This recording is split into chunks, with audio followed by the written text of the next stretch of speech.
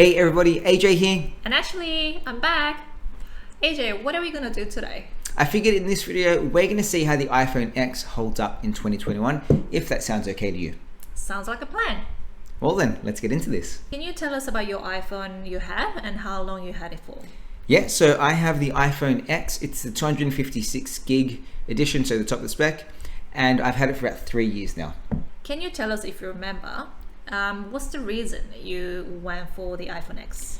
So I've had a whole bunch of phones. I've had Android, iPhone, Blackberries, Windows phones, and I would change phones every year. At the time I upgraded from an iPhone 7 32 gig in red, love the color. But when Apple released the iPhone X, it was a complete redesign, and I had a feeling that when they changed this new iPhone X redesign, they're gonna stick with that similar model for the next couple of years. So I invested a bit more and went for the top spec 256 gig model and told myself I'll stick with the same phone for a couple of years just to not be spending money every year upgrading and getting the latest phone. Looking back, I think I made the right call because we're now up to the iPhone 12 and 12 Pro Max, and if you had them side by side, they look very similar. Why don't you tell us a bit about what you use your phone for? So like everybody, I think I'm pretty addicted to my phone. I use it for 3, 4, 5 hours a day, and it's my everything tool. It's my workout buddy for when I'm going for runs and working out. I use it for social media, Facebook, Instagram, Messenger, all that sort of stuff. Of course, it's my digital camera, but then I also use it quite a bit for work too. I use it for, taking calls on the road and watching presentations while I'm not in the office. I use it for navigating, so it is my GPS and it gets me around from site to site. So as much as I use it for personal things, I use it quite heavily for work as well. The one thing I would say though is I don't do any gaming on my iPhone unless you count the occasional chess game as gaming, which I don't really count that. When you look at the iPhone X, what features really stand out to you? So I think we get the most obvious one out of the way first, in that the iPhone X and pretty much every iPhone have great cameras. But when I look at a phone and when I look for the features that stand out for me, in a portable device like this, the standout feature has to be a very simple and easy to use operating system. And I think Apple has nailed that with iOS. The iPhone operating system is really easy, really simple, really intuitive, and it's definitely gotten better year on year. And I'd say 3 years on, it's actually a better phone now in 2021 than what it was in 2018, because they've just refined the process and refined, I guess, the usability of this phone. So the standout feature for me has to be simple and easy to use operating system, and of course a great camera. How has the iPhone X held up since you've had it? So I always keep my phone in a case and with the screen protector on. So physically this thing looks brand new, just as good as it did 3 years ago, aside from maybe a little bit of dust in the back here. But physically it's held up extremely well.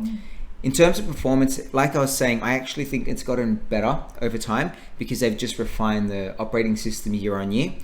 The only downside that I have noticed is the fact the battery is nowhere near as good as what it used to be. And the battery health has gone from 100%, of course, when you buy it brand new, to somewhere just above 80% right now. Overall, the iPhone is still extremely snappy. There's no lag. Face ID unlocks straight away. Really, it is just as good, if not better, than it was 3 years ago. So it's held up extremely well over the years. And then what are some downsides that you've noticed with your phone over the years? So the battery has to be the biggest letdown of the iPhone X.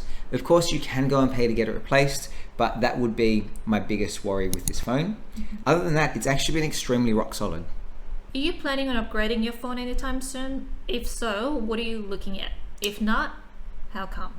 So, like I said, I've had a whole bunch of phones and I used to change phone year on year until I went for the iPhone X, and that's because I wanted to just make a bigger investment and keep the phone for a lot longer.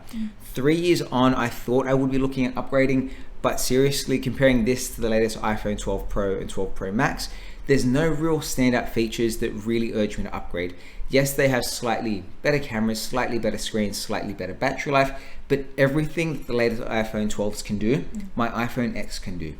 So I'm not looking at upgrading anytime soon, and if I was looking, I might be looking at actually the iPhone 12 mini, because I really like the small form factor that phone comes in.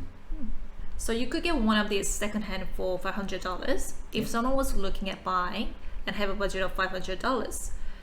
Would you recommend getting an iPhone X? So considering that Apple is still selling the iPhone SE and the iPhone XR for about $1,000, I would definitely recommend getting an iPhone X at half the price, maybe even spending a couple of bucks going to Apple and having that battery replaced.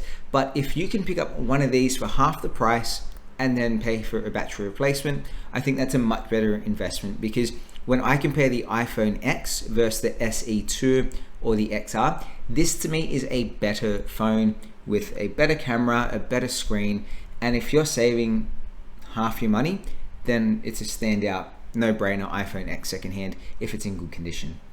If you have a budget of $500 and you don't want to go down the second-hand route, I would actually say have a look at the Google Pixel 4a, because as a mid-range budget phone, the Pixel 4a definitely stands out to me. So there you guys have it. That is an extremely long-term review of the iPhone X in 2021.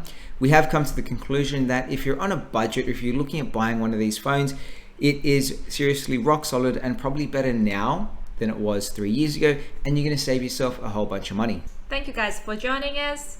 If you like this video, please hit the subscribe button. We'll see you next time. Bye. Bye.